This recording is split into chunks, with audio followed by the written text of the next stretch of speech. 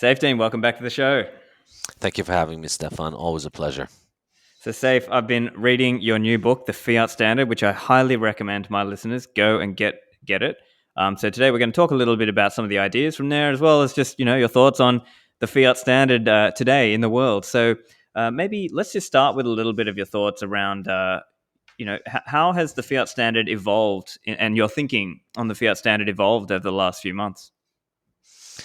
I'd say the maybe the most significant change in the way that I see fiat over the last couple of years since writing the Bitcoin standard was thinking really hard about how fiat works and why it works and what it does has given me at the expense of pissing off some Bitcoiners, it's given me some appreciation of the fact that there is some kind of advantage to utilizing it. And you know, I used to be a gold bug, and I'm a fan of hard money, and so traditionally I've always thought it was just a terrible idea, and I still think it's a terrible idea.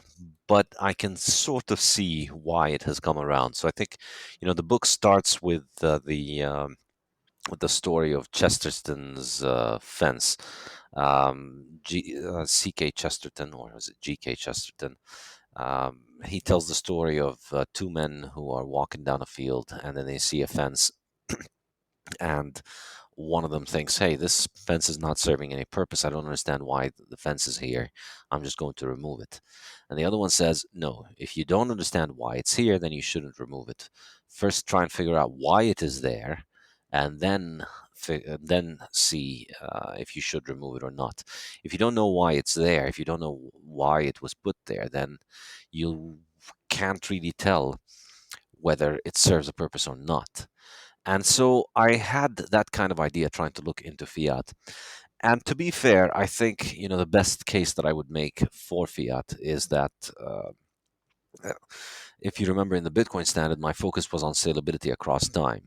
That gold was money and Bitcoin is becoming money because its supply increases at a very slow rate of increase, which means that it uh, holds on to its value well across time. So it has great salability across time, which makes it a good store of value. But thinking about, looking at the genesis of fiat, looking at the fiat white paper, as I describe it, when the Bank of England decided to go off gold, and looking at the circumstances back then, it's obviously it was very devious the way that fiat was installed, and it wasn't a good thing by any stretch of the imagination for the world.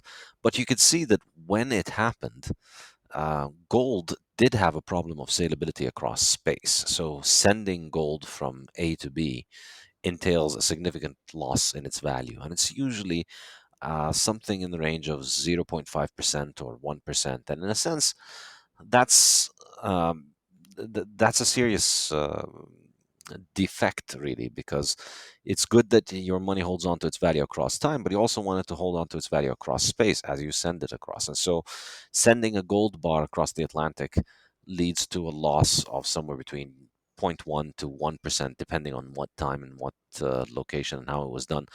And there was the risk that also the ship that it was carrying it could be sunk, and that has happened to ships carrying gold. So it's not like it's something that's very convenient to send across space. And in a sense, it's the same kind of defect that fiat and easy monies have when sending value across time. I don't think you can make a case that this one is that losing value across time is just a fatal flaw in money, whereas losing value across space is something that's acceptable, and that's just the normal part. And so, as governments started uh, using their own credit to settle their own bills with one another, it became easier for them to just use fake credit rather than using gold, because it entails less loss of value. So if it's all just digital entries in ledgers at the government's banks and central banks, then you can cross the Atlantic a million times, and it costs the cost of a telegram or a phone call or uh, an internet connection that's operating to continue to debit accounts between one and the other. So I'd say, to think about why that fence is there in Chesterton's terms, or to think about why this fiat exists, you can't really deny the fact that it's just very expensive to settle gold across space, and that makes it easy for governments to capture money. I agree it would be ideal if they would offer a free market in money and banking, and then if there is a free market in money and banking, then um, the hardest money would be chosen. If there was a free market, then people could bank in any money they want, but most likely the hardest money is going to win. But um, the alternative, which is if governments prevent a free market in money from emerging, well, the alternative is that you can't just take your gold and settle it outside of the government. It's very hard to take gold and run a financial system. I mean, you could maybe smuggle a few ounces or um, maybe even a few kilograms of gold here and there, but you can't really run a global settlement network between banks and financial institutions across national borders without the government finding out. If you're running a banking system, they're going to find out. And if you try and send the gold without them, it's going to be very expensive, very uncertain. The risk of getting caught is very high. So that's, I think, just a failure of gold. It's compromised its saleability across space, and that leads to um, it becomes possible for governments to implement their fiat systems with catastrophic consequences. Yeah, yeah, and it's funny in some ways because sometimes when we're out here trying to teach people about Bitcoin, oftentimes they have the wrong comparative in their mind, that they think it's like a PayPal, or that it's going to be a day to day transactions, whereas uh, as you rightly point out in the book, and our great friend Pierre Richard also loves to call it savings technology.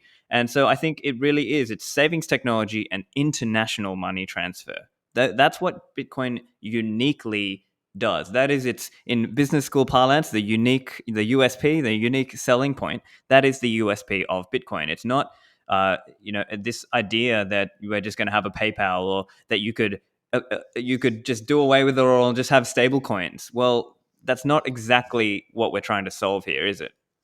Yeah, because all of these things, stable coins or bank accounts, they're going to have to run on a monetary settlement network. And that's really the challenge. What do you settle with? And either you're going to be using central banks and their financial instruments and their settlement networks, or the only alternative that exists is Bitcoin. And it's the only thing that's actually independent. And this is why I think, the fiat standard gave me an appreciation of why fiat works, but it also gave me an even bigger appreciation of why Bitcoin fixes this. Because not only does it have gold's great salability across time, it also has better salability across space than both gold and fiat. Yeah. And it seems to me that oftentimes with government, things come in and then the institutions just build up around that. And so sometimes it just exists because that was what was there before, right? It's for a legacy reason. And sometimes, like, it's obviously, while you and I have our criticisms of the government, both of which we are quite strong, quite critical of the government, it's not necessarily that all the people in the government are evil and intending to do these things. It's more that as a system, it just drives these bad incentives, and it just drives this bad outcome, wouldn't you say? Yeah, it's in a sense, it's kind of inevitable. Once global trade became such an important part of the world economy in the 19th century, because the entire world was trading with one another, because everybody was using the same currency, which is the gold standard, but also, more importantly, because of the new technologies that made transportation possible. When we had trains and airplanes and cars and modern steamships, it became much cheaper to move things from Europe to the US. And so not only did people move, but also goods started moving more and more frequently.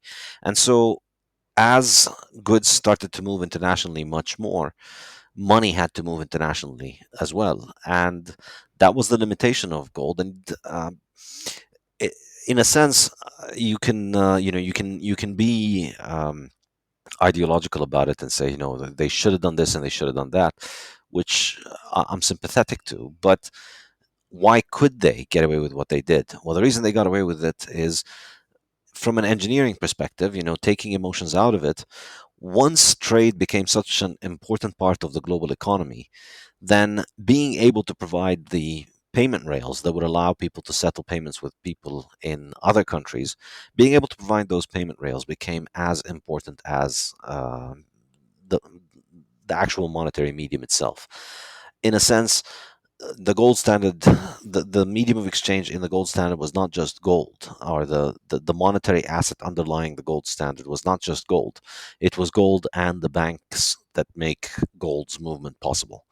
The fact that you needed the banks is a function of gold's properties. It was just not easy to send an ounce of gold halfway around the world. It's very expensive. If you wanted to do it with an ounce of gold, to pay somebody to send it, there'll be a significant cost. And so, if somebody manages to build a settlement network that settles periodically, you have a bank in England and a bank in New York, and they perform one settlement transaction at the end of the year or at the end of the month. That's just enormously cheaper for people who trade in the US and England to open an account with that bank and have their payments settled once a month. That way you could get 100,000 trades between people in England and Britain for every physical movement of a coin between England and the US. So it's just natural that as trade grew and the scale of economic transactions grew and the size and the importance and the distance started to increase, gold just couldn't keep up. It just was not able to be sent in a way that allowed people to hold on to its value. And we can romanticize the gold coin and the way that the gold coin holds on to its value, but the reality is you can't send a gold coin halfway around the world. But your government, if it strikes a deal with the other government, it'll allow a central bank that operates in its territory to settle with a central bank that operates in the other territory, and then that's just an infinitely cheaper way of conducting trade and transactions. And that's why it won, because people need to settle trades in the present. By the 20th century, if you by the early 20th century, the modern technology that we had, the modern life that we had, was not possible without globalization. There was uh, there was nowhere in the world that was industrialized that had modern machinery that could survive and continue to thrive and to have all of these modern technologies without trading significantly with the rest of the planet. You had to trade.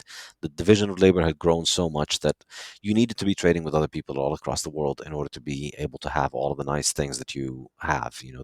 The car and the electronics and all the heavy machinery and the engines. That was a highly sophisticated division of labor that was involved in all of those things. And if you wanted to live in an isolated island, you couldn't have them, basically. Hmm.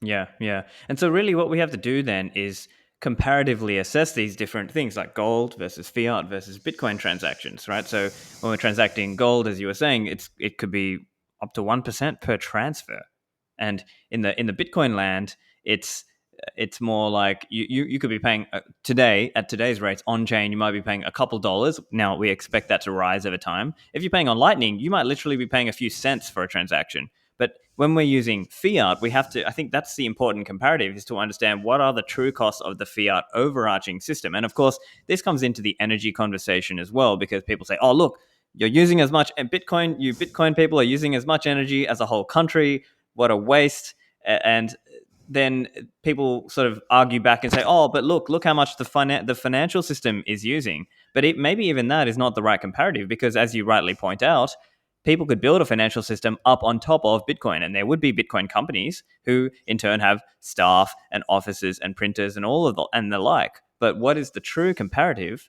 when we're talking about Bitcoin versus fiat and the costs of fiat?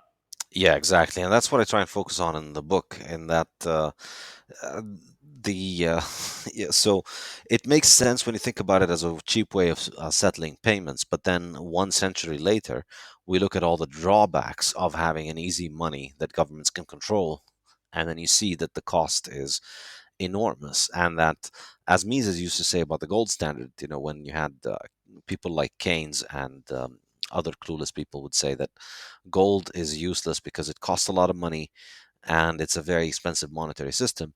Mises would rightly point out that it's uh, it's very cheap when you compare it to the cost of inflation. That's what Mises used to say, and this is the thing with fiat. So initially, it makes settling the payments quickly, but then it makes settling the payments quick and cheap. But then the bill comes in later, and the bill is very, very expensive because it involves uh, destroying the capital stock of society because um, first of all, your money is losing value, so people start losing the incentive to save. And then, without real savings, you need to rely on credit expansion in order to finance investments. And so that then causes the business cycle, and it causes all of the problems that we saw in the 20th century, which most people today think it's just, that's what capitalism does. Capitalism has crises and financial panics, and that's the price to pay to not be a communist country. Either we have a communist system or we have to have capitalism, which involves a lot of crashes. And of course, that's nonsense. That's fiat that does those things. It's not capitalism that does it. Um, and then I think my favorite hobby horse is time preference. I think the most important thing that fiat has done is that it has raised human time preference over the last 100 years enormously. And if you look at the world up until the 20th century, all over the world, we had a process where everybody was constantly moving toward a harder and harder money. People used primitive forms of money, and then whenever a harder money showed up in their town, it destroyed the easy money, and they had to move to the hard money. And everybody went on um, constantly hardening their money, and therefore having a better mechanism for transferring value to the future, and therefore becoming less uncertain about the future. So, as your uncertainty about the future declines because you can provide for your future, then you see that it becomes likely that you're discounting the future less and less. In other words, your time preference begins to drop. So you start thinking about the future more, you start thinking about providing for your future more. And you see this as a natural process in human society. We're constantly saving more and thinking more about the future. It's just like a millennia long journey. And if you look at there's a book called 5,000 Years of, or A History of Interest Rates, and they've Yep. got data for 5,000 years of interest rates, essentially. And you see that interest rates have been declining basically for all of human history. Uh, the long-term trend is that they decline, and then occasionally you get wars and famines and empire collapses and bad things happen. And during those periods, interest rates spike up, and then they crash. But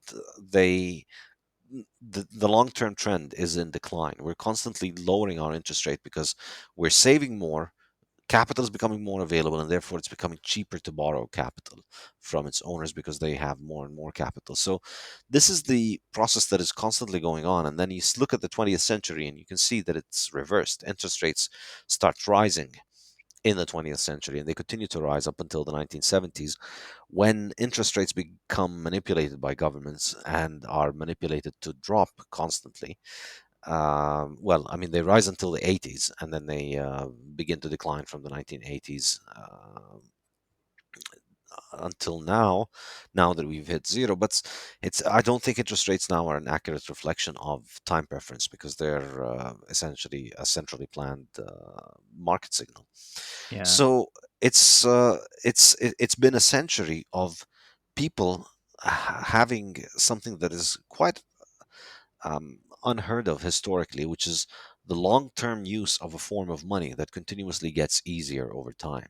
It doesn't get harder, it doesn't get better at storing value. It just keeps getting easier and easier. It just keeps becoming worse as a store of value. And so you see as the 20th century goes on, I think our time preference all over the world begins to rise more and more. People start discounting the future more. And you see it, I think, in everything. You see it in the fact that people don't save anymore. You see it in the fact that um, you see it in art, you see it in music, you see it in architecture. One I think is a very interesting one. You know, in the 20th century, we have the technology that makes construction cheaper than it has ever been. You know, we have machines that make moving heavy things around much cheaper. In the 18th and 19th century, we had to rely extensively on a lot of backbreaking human labor, which is very expensive compared to machines. You know, you get a machine to move things around, and you pay once for the machine, and you pay a little bit of cost for the fuel, and it can do the work of 1,000 workers every day. So making houses has never been cheaper than it is now. And yet we look at the houses that we make, and we see that they're instead of taking advantage of this advanced technology to build better houses and more durable houses, we're making cheaper houses that are shorter lived. I think this is quite interesting that the houses that are being built today don't live long. And I have an interesting example that I use: the two buildings for the Boston Public Library. The first one was built in the 1890s or 1880s, and it is the McKim building. And that building cost something like, I think it was $70 million in today's money to build it back in the 1880s. So it was $2 million back then. And then you look at the, I think it's called the Johnson Building, the second Boston Library building, which was built in 1970. That building, well, you know, it's built in 1970s style, so it's nicknamed the mausoleum, the essentially the graveyard, because it looks, it's a big, ugly box of concrete with tiny windows. And the old building, the McKim building, is one of the nicest buildings in Boston. It's one of the main tourist attractions of Boston. And the new one is an ugly box. You would think, well, you know, now we can make these buildings so much cheaper, so that's why we're using, we're economizing. We can have more libraries now because we can make them cheaper. But that doesn't hold up, because the ugly building that is short lived, that needs constant maintenance, is not cheaper. In fact, in 2010, I think it was, the newer building, the one that was built in the 70s, needed a massive overhaul that cost something like $70 million. So for $70 million in 2010 or so, I may be off a little bit on the dates, but for $70 million back then, you renovated the building that was built in the 1970s, and for the same amount of money, in real terms, not in nominal terms, for the same amount of money in the 1890s, you built the most beautiful building in Boston. Something doesn't add up here, you know. Why didn't they, instead of just renovating the new ugly building, 1970s building, why didn't they just replace it with a nice one like the one that was built in the 1890s? Why don't they make these anymore? It's a very interesting question, and I think it's because of time preferences. Because um, they don't want to build something that will last, so they'll build something that is as cheap as possible. But they justify the cheapness effectively because of the fact that you don't care about the long term. You discount the long term heavily under fiat, and that's why in the 19th century they built buildings so they could last 100 years. Today, 20 years tops is what people really care about. They don't care about building them in the long term. And if you think about it, if your time preference rises, your discounting of the future rises, and then small increases in the discounting of the future, they add up, they compound. And so Hmm. things that are taking place in your life more than 20 years from now, they have a value of zero. So the architecture is optimized for impressing people in the present. It's optimized for making a statement, and for winning awards, and for you know looking interesting. The kind of the novelty and shock value is what they spend their money on. But they heavily discount what's going to happen to the building in 50 years time, because they don't care about 50 years, because everybody's time preference has risen, everybody's discounting the future more and more.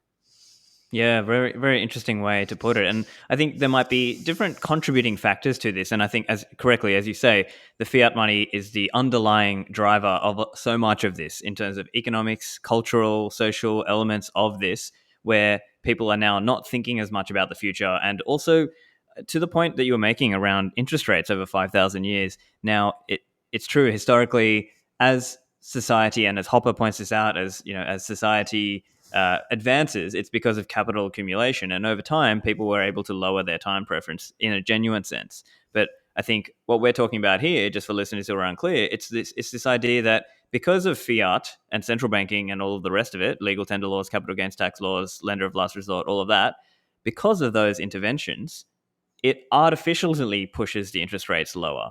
But our actual time preference is not that low. And so there's like a mismatch there. And so from an Austrian perspective, we would say, well, there's consumer goods and capital goods. And capital goods are what we use to create the consumer goods. But there are multiple stages to this. And so we talk about production, stages of production. And so this production structure, and so I guess the point we're getting to here is that because of central banking and because of that creation of money without having underlying savings, people are sort of reaching their they think they can make this project profitable when really it won't be. And so this is kind of getting into that idea of how fiat money is causing this boom bust cycle in the Austrian understanding of economics. Do you have anything you'd like to add there?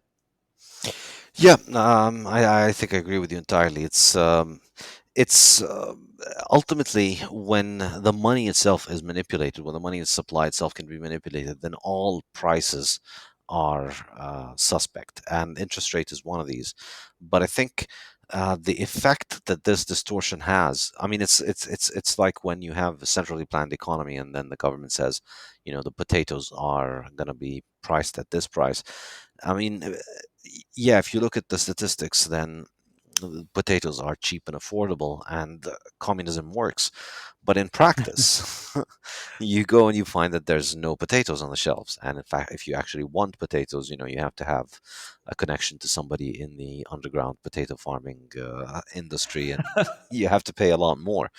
And it's kind of like this. And I think when you put them together, the second part of my book looks at all of the um, impact. Well, not all. Obviously, you can't look at all the impacts in one book, because money is extremely pervasive. Money is one half of every transaction in society. So, but I look at several of the costs, and I think you reach a conclusion, which is we'd have been better off paying the expensive transaction fees on gold than having to destroy all of society, basically, in order to make these payments go through. I mean, it's just effectively the way that the fiat standard works. When I describe it in kind of engineering terms, is that you're compromising savings, you're compromising the ability to accumulate capital, you're compromising increases in productivity, you're giving up on the integrity of the monetary system, and you're giving an enormous amount of money and wealth and power to governments to centrally plan and manipulate and control markets and control people's lives. And that's causing an enormous amount of destruction in the economy. And I discuss the impact that it has on energy markets, on food markets, and on all kinds of aspects. That effectively, what the fiat standard comes down to in engineering terms is, let's save up on gold transaction fees, and in order to save up on that, let's we'll incur enormous costs in the long run in terms of really civilizational destruction. I mean, it's breaking apart at the fundamental building block of civilization, which is lowering time preference, accumulating capital, and investing into the future and increasing productivity. Fiat literally reverses that process. It pushes us backward in the human evolution and advancement process, and it's just not a price worth paying, in my opinion, for saving up on transaction fees. Just pay your transaction fees, kids. Yeah, that's right. Sometimes you've got to pay up front. Sometimes it's short term loss for long term gain. Whereas the fiat world and the world we live in today is very much like a, I want to minimize my short-term cost and I don't care about the long-term pain that we're all going to feel because of that very short-sighted desire. And another way to think of it for listeners who might not be quite clear what's going on, one way to think of it is like, think like an animal in the safari or somewhere. They have an extremely high time. They're thinking about survival. They're thinking, where's my next meal coming from? And how do I not be eaten? Right? That's literally the level that they are at. And we as humans have the capacity to go the other end of the spectrum. We can plan and build things that will be around even literally once we're dead. That is the difference. But the time preference is what can shift that, and the money we use has a big impact on that. I think it's probably also fair to say that, and I think you and I have been quite vocal on this, is this idea of cultural impacts, that nowadays people are all about short-term attention span. They want to watch these little 5-second TikTok videos instead of the 1 hour lecture, or better yet, read an actual book. Spend 10 hours reading a book instead of these little 5-second clips. And potentially it's impacted on all of us in some ways into our attention span, wouldn't you say? Absolutely. I think, obviously technology probably has a role to play in that, but I think people underestimate how differently we could be using all of these technologies. The fact that we can make houses much cheaper doesn't mean that we need to make crappy houses. We could use that to make better houses. And I think also the fact that we have such an abundance of media doesn't necessarily need to distract us to have such a high time preference, and to lose our focus. It could be used more productively, and some people manage to use it more productively. For a lot of people, the fact that there's a lot of media out there, it doesn't turn your attention span low. It's just you focus, and the extra technology allows you to get access to better media and better materials. But I think culturally, I don't think you can really deny that. And the more you think about it, the more you start seeing it, the more pervasive it is. And the way that I like to think of it, the way I illustrate it in the book, is look at the example of a country that's going through hyperinflation, and then look at how people act under hyperinflation, and then just realize that low inflation is just the same thing, but at a much lower scale. If you look at people in Lebanon today, or in Venezuela, or in Zimbabwe, or previously in Weimar, Germany, when there was hyperinflation, you see a lot of regularities in the way that people behave when their money is broken. You see, for instance, one of the most obvious ones is that as soon as you get paid any amount of money, you automatically rush to consume it as fast as you can. So you get paid your salary on the first day of the month. On the first day of the month, everybody's at the supermarket and everybody's trying to buy things. I lived in Brazil for a couple of years when I was a kid, and this is a memory that I remember, which is, why was it that, and they'd show this on TV, and you'd see that on the first day of the month, the supermarkets would be a war zone because everybody's jumping in to try and sell their fiat and to gain as much stuff as possible. Because within a few days, when everybody has their paychecks, everybody has spent them. In a few days, prices are going to be up, and so you go and you buy all of your goods for the month today, or you get half if you buy them in 2 weeks. And so, in that kind of world, everybody wants to spend their money as fast as they can. But also, you see it happening in other aspects of life as well. People are constantly fighting with each other because, uh, and you can understand why they would do that. You can understand why crime increases. Obviously, I'm not justifying it, but you can understand why.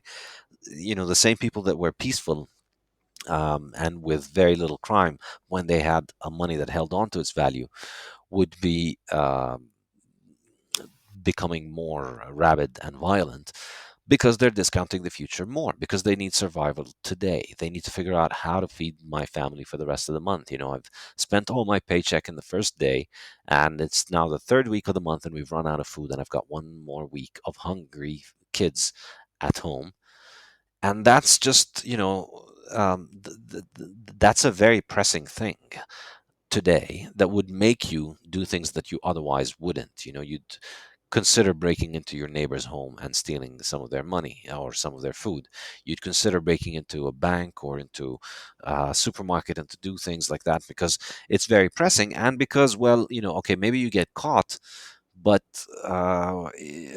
no, that's a very high cost, but you're discounting that very heavily because if you don't get caught, if you don't steal, you might die, you might starve, your kids might die. So um, when we're constantly becoming less secure in the present and in the future, when the present is constantly becoming less and less certain, then people discount it more and more, and people focus more and more on the day to day. People start discounting, and so people will social bonds that tie people together become less and less significant. This guy's your cousin or your business partner or your friend. Usually you really care about maintaining a relationship with them because for 20, 30 years you've been family friends, and under normal situations you'd want to remain on good terms for many years. But if he's trusting you to look out for his stuff, or if you find a way where you can go into his house, you can risk that friendship because having another 20, 30 years of friendship or a good relationship with this person, business partner or family member, is far more difficult. Is far less is far less valuable when your present is hunger. You're hungry today, you might die this week, so who cares about what he can do to you in 20 years' time? So you're willing to sacrifice the trust and the relationship that has been built over 20, 30 years in order to get a quick meal for your kids today. So you see this constantly across societies that are witnessing hyperinflation. The future is very heavily discounted because it's highly uncertain. We can't provide for it. We don't have a mechanism for providing for our future, and so we start discounting it heavily. Yeah, yeah. And so it essentially causes people to go and do things that they would not have if they had access to a good savings technology, because then they would have actually had a cash balance and they would have been able to, all the people in that society could have their own little buffer or a safety net. If, say, they lost their job, they've got enough cash and savings to be able to tide them over and tide the family over until they find a new job or start up a new business or something. And so it really changes society and it changes all of these aspects. And I think the inflation is one of those things where it's hard to explain, because for a lot of people, they just think more money is good, less money is bad. They're not thinking about the underlying value of that money going away over time. So how should we think about, like, what kind of percent inflation? In the book you mentioned a few numbers. So I think you said averaging across all fiats, it's something like 32%, but that's an equal weighting. So perhaps, well, let's say, I think you said 10% for the average fiat user and say 7.5% for the US user. Could you elaborate on these different numbers and why most people are thinking about it wrong? Yeah, I think, Bitcoin shows us, empirically speaking, it shows us that you don't need the money supply to increase as much as the economy grows in order for the money to work. So, I mean, this is just something that's obvious to anybody who can think about the issue for 15 minutes with clarity. It's very simple. You don't need inches to be expanded in order for people to grow taller, and you don't need the money supply to expand in order for the economy to grow. We can run the entire world economy on $100 trillion or $100 billion or $100, as long as the unit itself can be divided into smaller units. And of course, in the case of fiat, it's all fiat, so it's all entries on ledger. So we could have, we could have spent the entirety of the last 100 years on the supply. Let's say if in 1914 the whole world went down to a fiat standard, like if you really wanted to make it so that it is the best possible fiat standard for the users and not for the government, you would have said, like, if you really wanted to take Keynes's ideas about the cost of gold seriously, all right, gold is too expensive. All right, so let's move on to a fiat money where we replace the current gold stock, the current number of fiat notes that we have that are backed by gold. Well, that's the amount of money that we have, and we're just going to keep it fixed, and we're not going to print any more money. Like in 1914, the amount of money that was available, that was gold backed. If you wanted to really run a sane fiat standard, you'd just say, all right, so we have, say, 1 billion US dollars. That's the only billion US dollars that will ever exist. There will only ever be 1 billion US dollars. And you could make them so that they're all trackable on the fiat centralized blockchain at the central bank. So everybody has a share of those $1 billion. Dollars. And we could have run the entire world economy on those $1 billion dollars up until today. And what would have happened is that prices would have continued to fall for the last century. This is how you would have run a proper fiat standard. And there's no reason for the money supply to increase at all. Um, so goods would have continued to be produced at increasing rates, and the amount of money that is used is constant, and so prices would have been increasing every day. And so today, I think we would be living in a world in which a house would probably cost something like $5, and an annual salary would be 50 cents, and that's fine. We would have found names for units that are subcents, and like your coffee would be worth something like 1 millionth of a dollar, uh, but that's fine. uh, there'd be a name for it, and there'd be a fiat piece of paper that is issued by the central bank that is for that amount, and the economy would function. And if you saved up a million coffees, you could trade them for a house if you saved up the cost of a million coffees. And I think everybody in that kind of world, everybody would have had large cash balances of savings that they would have accumulated. So really, we know because of Bitcoin that you don't need the money supply to increase. We've seen how the Bitcoin economy grows on average at around 200% per year, nominal face value in fiat terms, but the Bitcoin supply now is growing at less than 2%, and before it was at 4, and then it was at around 10 or so. So the growth in the economy can be many, many, many times larger than the growth in the money supply. And I don't see why it would be a problem if the growth in the money supply was 0%. Hmm. So effectively, all of the inflation that we've had over the last century has been just unnecessary waste, taking money from money holders, taking economic value from holders of money, and putting it and giving it to governments and allowing governments to essentially run crazy with it. And so, trying to estimate how much that is, I think the best estimate would be to look at the supply growth rate of the M2 money supply. And if you look at the most consistent and comparable measure we have is the World Bank's measure of money M2, and you look at the average growth rate. It's been around 29%. It has for the past 55 years, so from 1965 until uh, 2020, it averages at 29%. That's the average performance. That's the average increase in the supply of each fiat currency over the past 50 years. But this is probably overstated a little bit because for two reasons. First of all, this doesn't include euro economies, and the European economies have had something closer to 7% annual increase in the supply. And also, this gives each currency equal weight. So we're looking at, this is the numerical average, which puts the Lebanese lira and the Venezuelan bolivar. They're all equal to, they all count as much as the US dollar. But of course, that's not really very fair on fiat because the US dollar is used by far more people. So if you look at the better currencies, the better fiat currencies, they're averaging something like 7% per year over this period. So the supply is increasing at around 7%. So I'm still struggling to figure out a good way of making the weighing of the all of the currencies together. But basically, if you wanted to weigh it by market cap in terms of how much each currency is worth, you'll end up with something in the range of 10 to 15%. So basically, the average fiat user is losing something like 10 to 15% of their wealth in fiat every year because of inflation. And even if the prices aren't rising by 10%, that doesn't really matter because prices are dropping for many goods because of increases in economic productivity.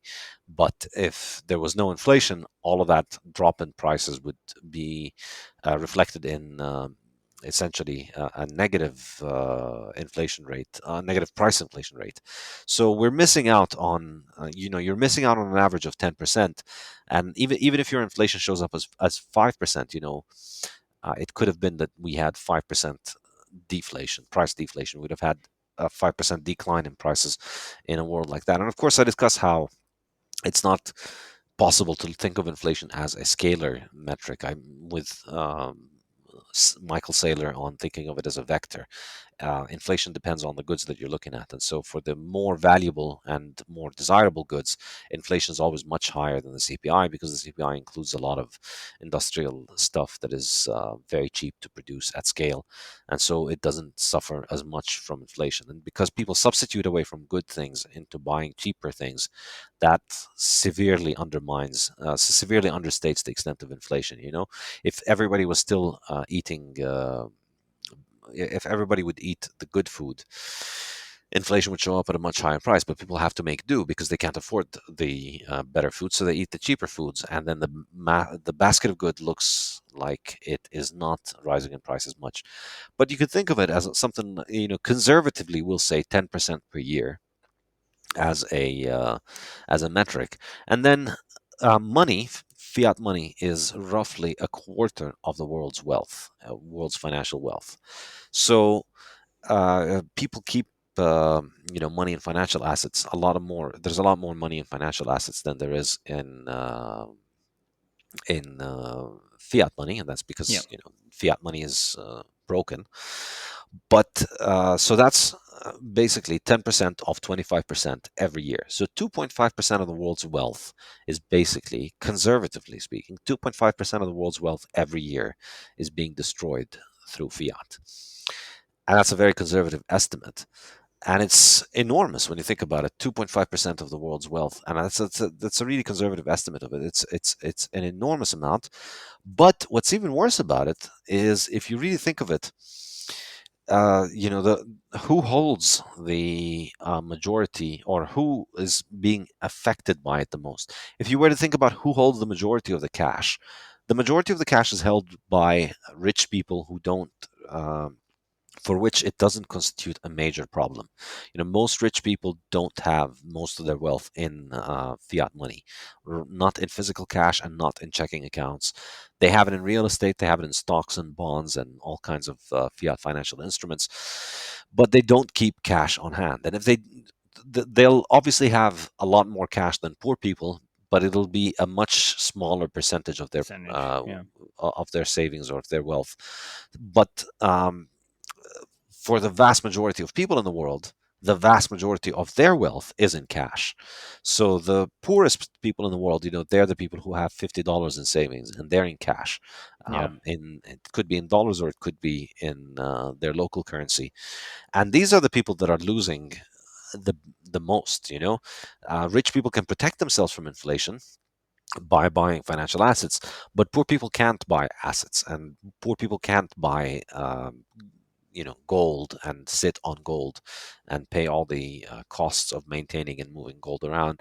They can't buy stocks, they can't afford to buy hard assets, and so their only hope of saving into the future is cash. Their only hope is just holding on to money, and then that's constantly being destroyed, and it's constantly being destroyed to pump the numbers for stocks and bonds and government, Exactly. uh, yeah, and all the fiat instruments that are held by the richest people. So it's absolutely staggering. You see so many fiat people constantly prancing on about, oh, inequality is bad, and yet nobody ever mentions this. Nobody ever mentions the fact that the government money, which usually, to be fair to these people that are always on about inequality, fiat economists that talk about inequality, um, they're paid by fiat, and they're effectively parasites who don't have real jobs that would exist on the market. They're paid by government agencies that print money and hand them that money. So when you see people like Piketty or Krugman or all of these fake fiat socialist economists going on about the problems of inequality, they're not going to point the finger At at the the root. Yeah. mechanism, at the mechanism that is every year punishing the world's poorest people, but with something like if they're lucky, 10% inflation, and the majority of the world's poorest people don't have access to the world's best currencies. They're having to save in their local shitcoins. And so they're losing 10, 20, 30, 40, maybe 90% a year of their wealth. And on the other hand, that inflation is going to pump the bags of rich people and to pay the salaries of fiat parasites, like fiat economists, But Yeah. they don't talk about this, of Yeah, yeah. course. So to summarize, then, talking about the people who are hurt by the fiat standard, these are people who are poor, people who are saving into cash. You're losing if you're a later comer in terms of the new money. Now, the people who are winning out of the fiat standard is government because they have a lot of debt. The people who get a lot of debt, the people who get that new debt first, people who are able to uh, maneuver the system well such that they can play the debt game very well, they are all massively benefiting and profiting, and even this effect is, if anything, amplified during this COVID hysteria era over the last year or so. We've seen some of them just absolutely kill it in terms of how much profit they've made.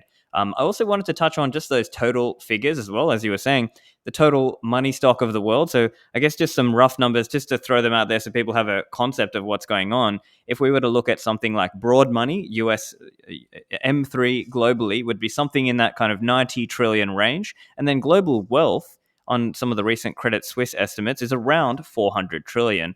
So, and I think they rightly say part of that is because US dollar has gone down a little bit relative to 2 years ago. Obviously, there's been a lot of inflation.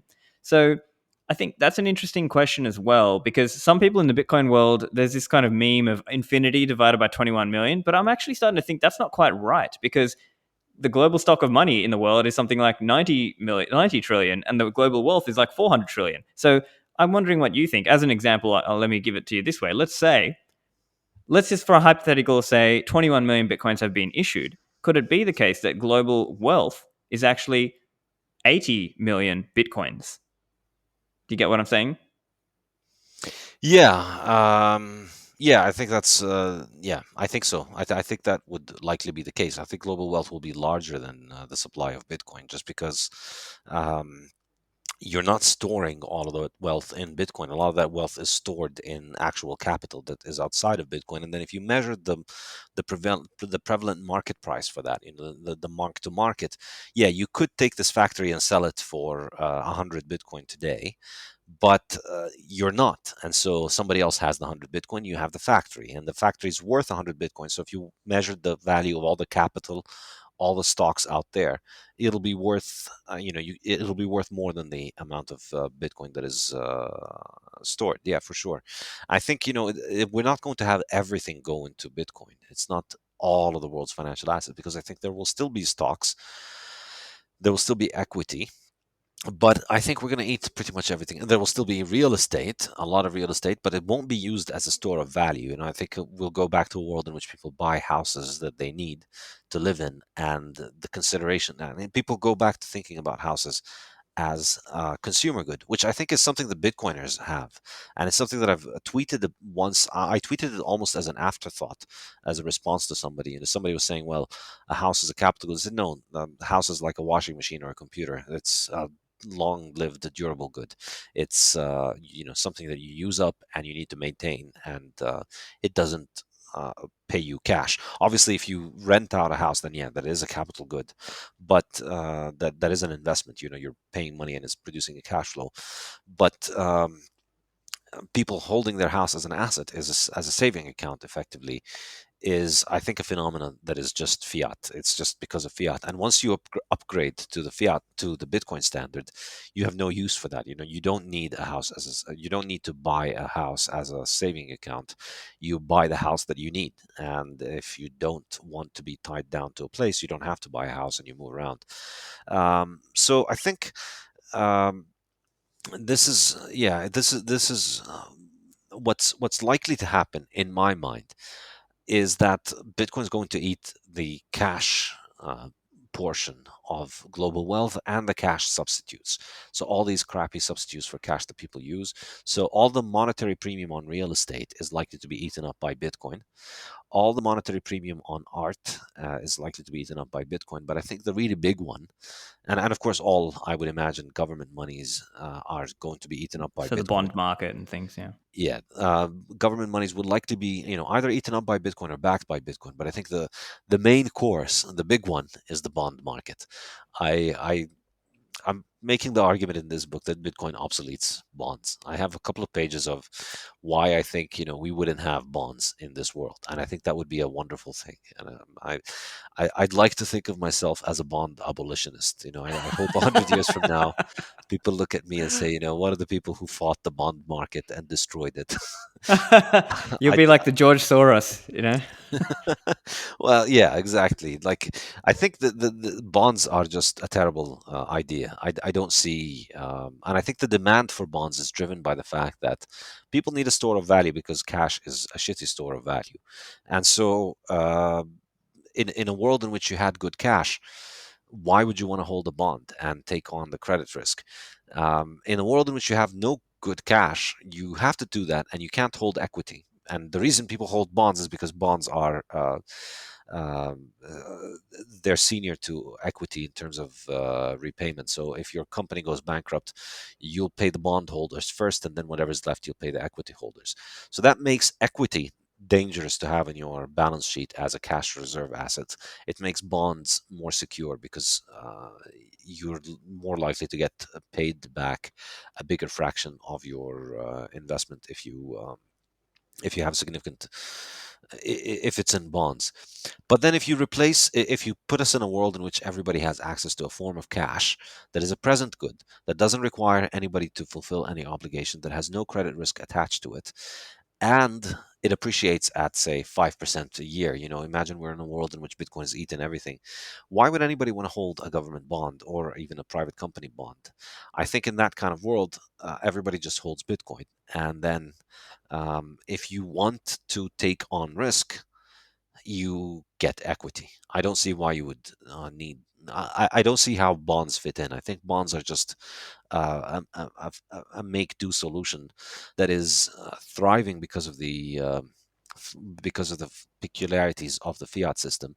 And I think even under the gold standard, the gold is kind of a proto shitcoin in a sense, because yes, it has great salability across time, but it has crappy salabilities across space. And so, financial institutions, as I was saying earlier, their financial infrastructure is a part of the monetary system. And so, financial institutions and governments are able to uh, monetize that into bonds, perhaps. But hopefully, Bitcoin fixes this. Yeah, interesting stuff. And obviously, I'm with you on the idea that we are going to be living in a much more equity-based society as opposed to debt. But I'm curious, wouldn't we wouldn't you see some possibilities there for other forms of debt then, maybe even loans, like just traditional loans, or maybe more like corporate loans or corporate bonds, but maybe they would charge a higher interest rate, and it would be a much smaller market than what we see today. Wouldn't you see a possibility for something like that? I mean, I think you might, but I see many reasons why you wouldn't. I think on the demand side, why would anybody want to hold this kind of asset where you have, you have unlimited downside, but you have limited upside. So you get paid 5% back or 10% back or whatever if the company makes a profit. But if they go bankrupt, you lose 100%. So limiting that upside is something that I imagine is done in the fiat system because of the lack of a good alternative. If you had hard money that would appreciate at 5% in real terms, then your downside is capped to zero. There's no way that you're going to lose if you just hold on to If your you just Bitcoin. huddle, yeah. Exactly. So when there's when your money is a melting ice cube, then yeah, you're willing to take on this crappy risk because the alternative is equity, which is even more of downside risk. So bonds are like what has the least downside risk in a fiat system. And it's kind of this is how the fiat scam really works, in that the government destroys the currency in order to by issuing bonds, and by destroying the currency it drives the demands for its bonds. So the inflation happens through bond creation, which is inflationary, and then that leads to governments. That leads to people having to want to put their money in bonds, which subsidizes governments to continue to destroy the currency. If you think about it, I think perhaps the biggest malinvestment in history is the bond market. I should add this to the book. It just occurred to me right now, but I'm going to go add it right after we get off the call. We'll It's title this arguably, episode the biggest malinvestment in history. yeah, I think that's probably a good way of thinking about it, because what happens when the government has the money printer is that they are able to borrow, and I remember your episode with Greg Foss when you were discussing, if somebody looked at the balance sheet of a government, and ignoring the romanticism of the fact that it is a government and ignoring the fact that it has a money printer, if you just looked at receipts and expenditures, they would be borrowing at 10x the current Oh interest rates yeah. that they have. And so the bond market, the existence of the bond market and the existence of the fiat money printers has just been a massive subsidy to governments to allow them to borrow at much lower rate than they otherwise would. And so the result of that is that you have all these terrible, incompetent governments being given endless amounts of money by investors because, look, they're managing to pay it off. You look at Lebanon, they had about 200% of GDP um, in debt up until a couple of years ago, and that money was being invested in a government that had a train authority that spent a lot of money but had no trains. There was not a single operating train in the entire country, and yet you had a train authority in the government. So you're investing literally in a company that has fake trains and phantom trains. You're investing in an electricity company that loses $2 billion a year and employs thousands of employees who don't even show up to work. They just get their paychecks because the politician, they're just basically the mafias of the politicians, and they get their paychecks from the electricity company. Like, nobody would invest in this kind of mess in the real world. But because of the fiat money printer, you get a lot of people putting their money in there, and then of course, it seems to work, and they're constantly all of the fiat people are constantly telling you, well, it's working, and government, and you don't understand because, governments can make money. No, you don't understand. Governments are able to make money, so therefore they can't go bankrupt. And then, of course, they do. And then the government collapses, and the currency collapses. And then, of course, that same time, the same idiots, the same inflationists who are saying, no, this can't be a problem, they'll use that as an excuse to promote even more idiotic and socialist methods of economic and central planning.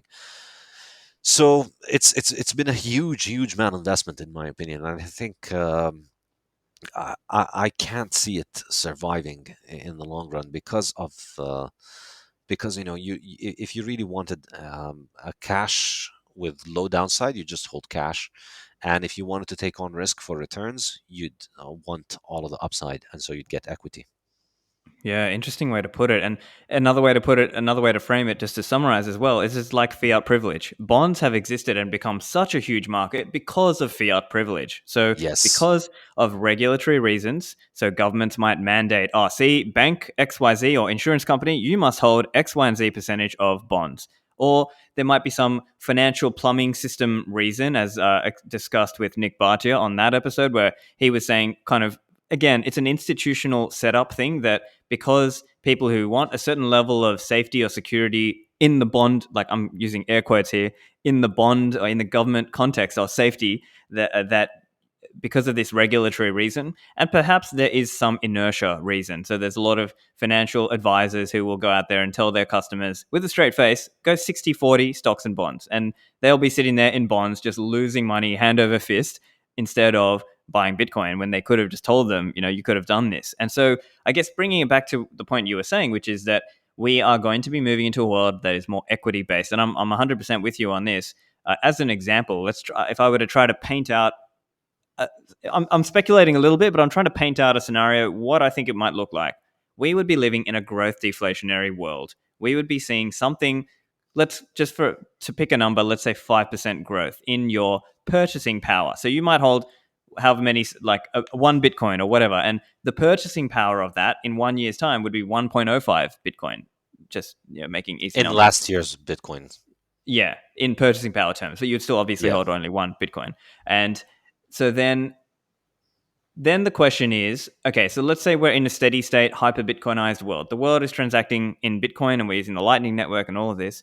Then the question is, someone comes to you and says, oh, hey, Saifedean, would you like to buy my bond? I'm going to pay you, 5%. Yeah. And then at that point, you've got to be thinking, well, Stefan, you dodgy bond salesman, how much are you, how much are you offering me as a premium for this? And you might rightly say, look, Stefan, before I buy your bond off you, you're going to have to offer me a very significant premium, maybe 40%, 50%. It might have to be like just a crazy punitive rate, such that the market is so small and it's almost non-existent, or just a very small market relative to the bond market of today. What do you think?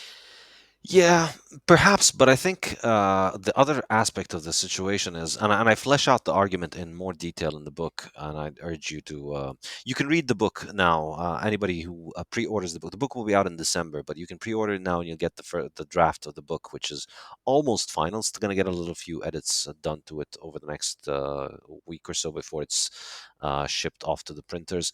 But I flesh out this argument in more detail there. I think another aspect of it is.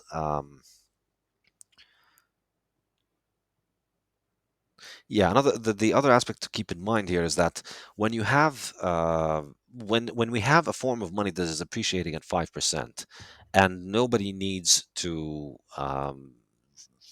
do crazy financial wizardry in order to just save their money into the future, you would expect that saving would be far, far more prevalent. So I think um, we need to think bigger about the kind of transformative impact that it would have on capital markets. We would not be living in a world in which everybody is in debt for many multiples of their yearly income. We'd be living in a world in which everybody has multiples of their yearly income in savings.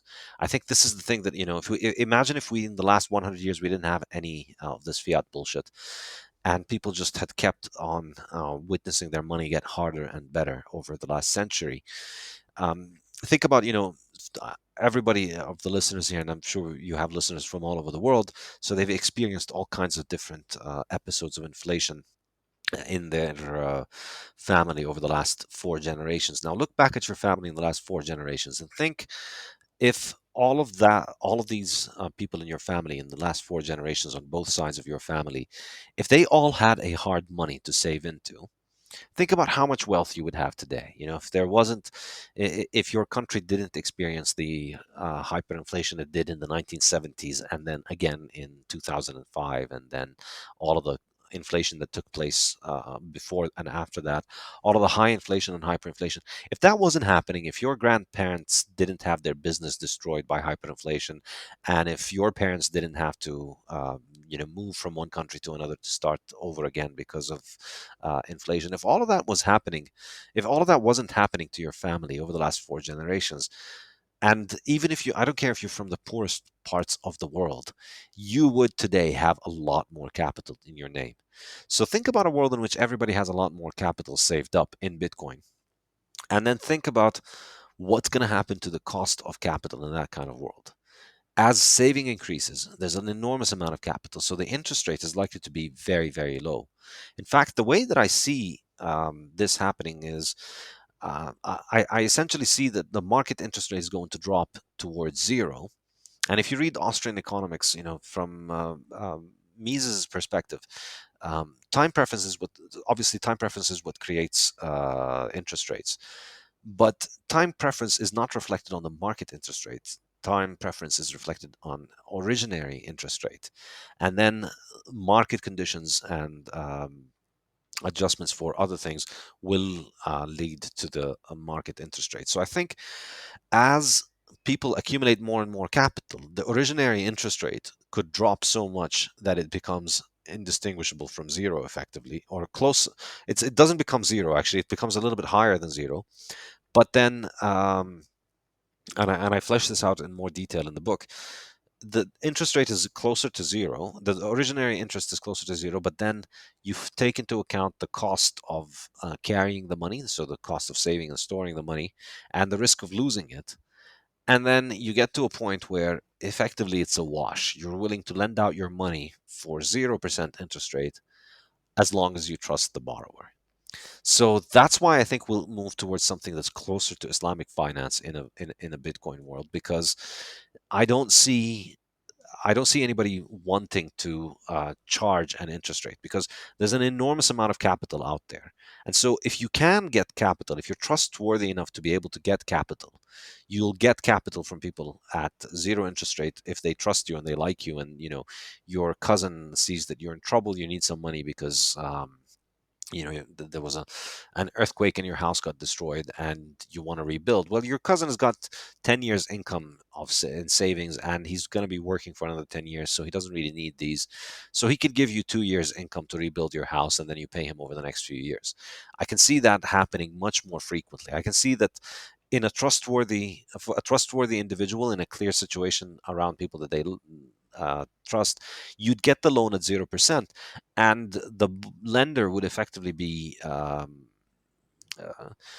gaining. Even though the nominal interest rate that they're getting is 0%, they're still getting the real interest rate on their money without having to pay for the storage of the money and without having to take on the risk of it getting lost and stolen. And that's never a zero risk. There's always a risk that it could get lost or stolen, whatever you're doing. If you're holding your own keys or if you're storing it with somebody else, risks will always exist.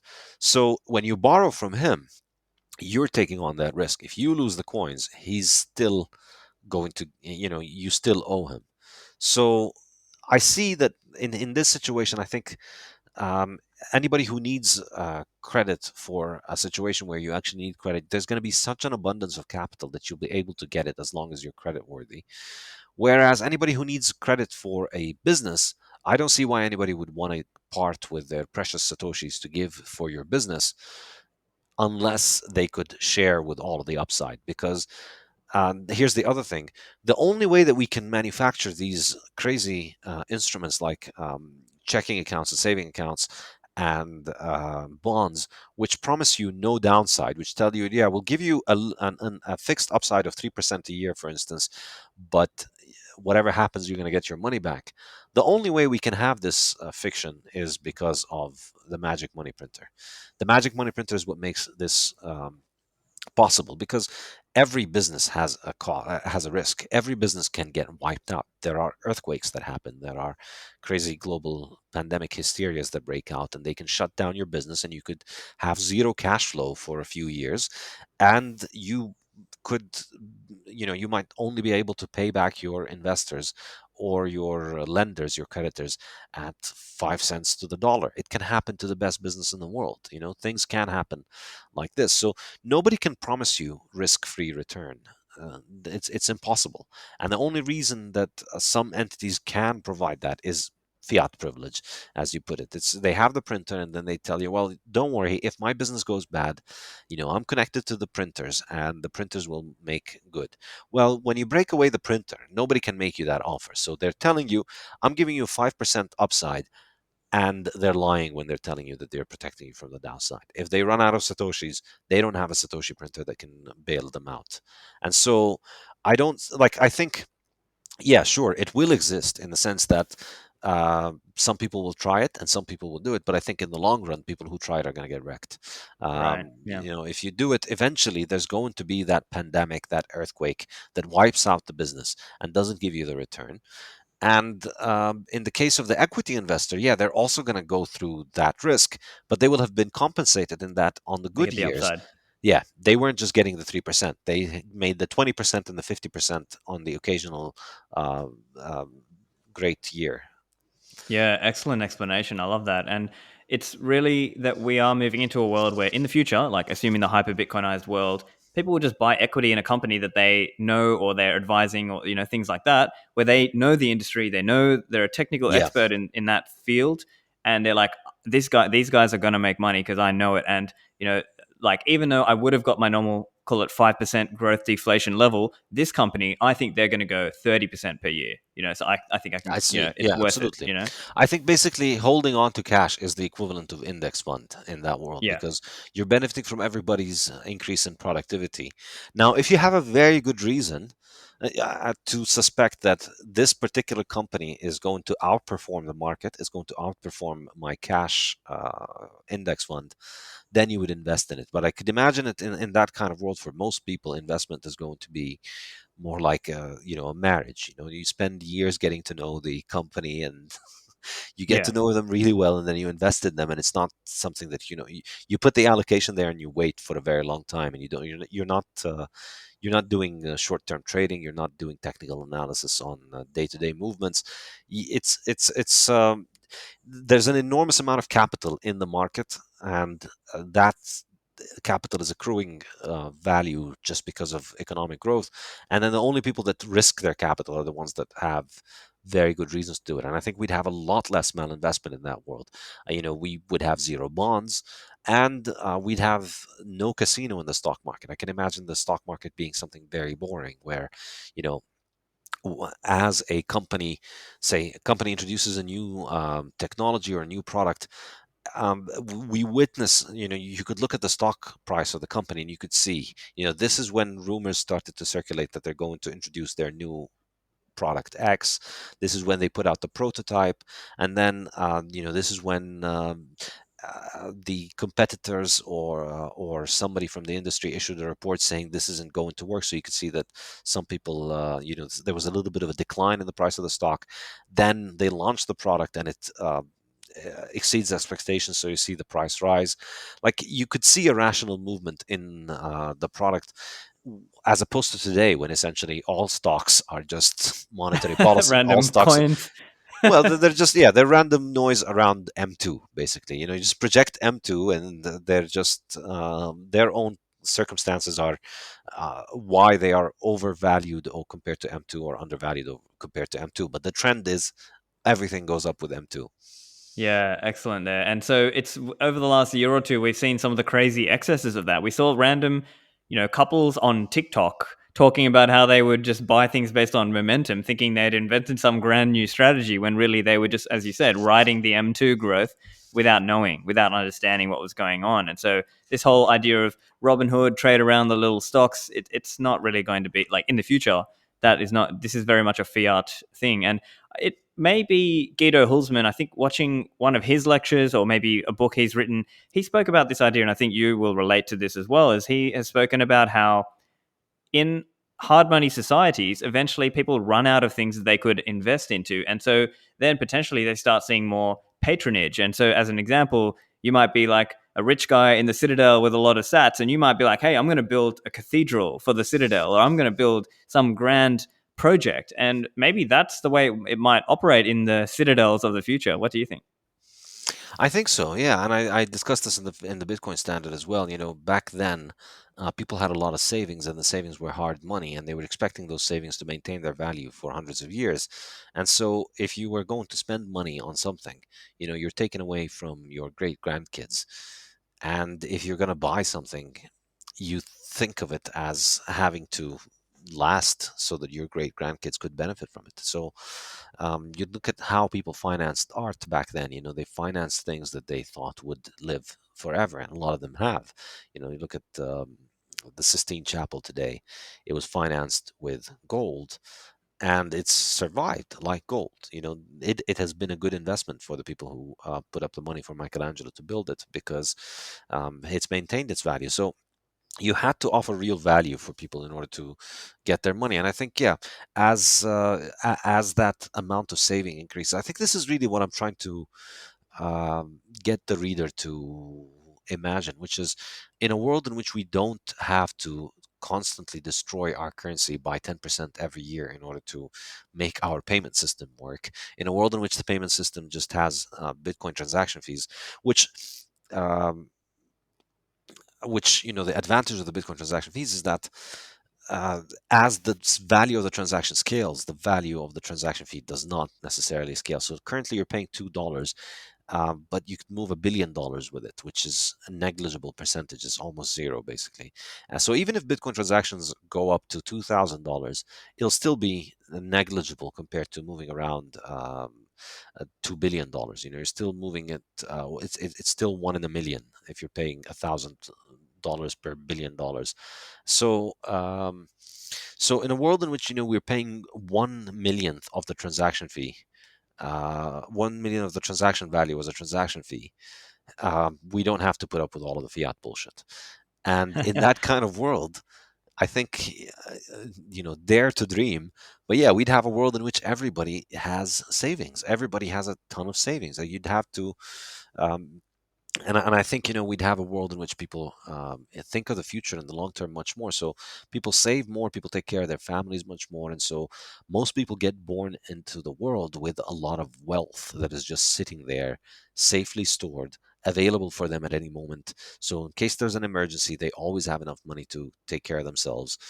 And if they ever want to invest in something, they always have ready cash. And so if you find an astonishing artist, or if you find an astonishing cause, or if you live in a town that doesn't have a cathedral and you think, this town could really use a giant cathedral in the middle, something that my descendants 10 generations from now will remember me for, and you find a good cathedral builder, yeah, I think you do it. It's not really much of an option today, because for most people, um, I think even rich people, they need to continuously take their chips back into the casino in order to stay rich. You can't just get rich in fiat and go home and keep your wealth and be rich.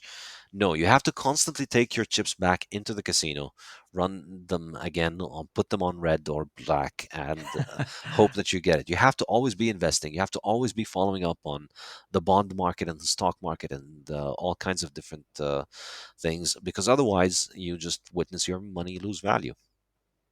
Yeah, so it has huge implications for financial planning, family offices, financial institutions. All of these will have to dramatically shift their model, as opposed to the model today, where, as you're saying, these rich families might have a family office or some wealth advisor, tax planner, everything doing all of these things. And of course, I mean, some of that will still exist, of course, but it's just the way they operate will be so different. It won't be, oh, here's your 60-40 stocks and bonds portfolio, or it'll be more like, okay, here's your Bitcoin allocation, and here's how we're sorting out your generational trust and your, these aspects. And it might be helping them manage their multi-sig keys and things like that for the long term. And also an interesting point as well, as you rightly said, we anticipate fees will rise. Of course, right now the block space market is quite cheap, but we anticipate a bull market both in the price of Bitcoin and in the block space aspect of it.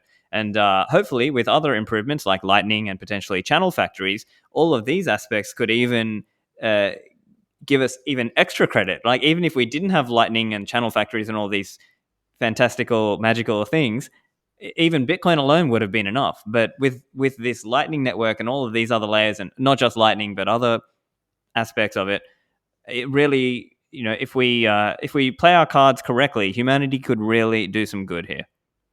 I think so. I think there's a story in which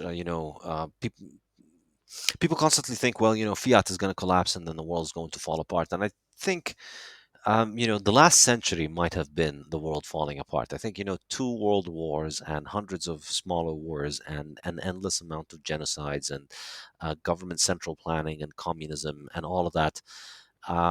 Maybe we've already experienced the worst of it. Maybe this was uh, maybe this was the damnation that we had to go through for our ancestors' sins, and maybe we're now ready to switch. Maybe the world is going to change, and maybe we found the technical solution for the problem of money that is just going to improve life enormously. I'm quite optimistic that this is the case. So perhaps that is the white pill to finish up this episode. So listeners, make sure you go to Saifedean.com, buy the book, sign up with Saifedean's course. I bought the book as well, and I definitely encourage my listeners also to do that. Saifedean, anywhere else you would like them to follow you or find you online? Well, I'm on Twitter at Saifedean, so I'm always I'm very active on Twitter as usually.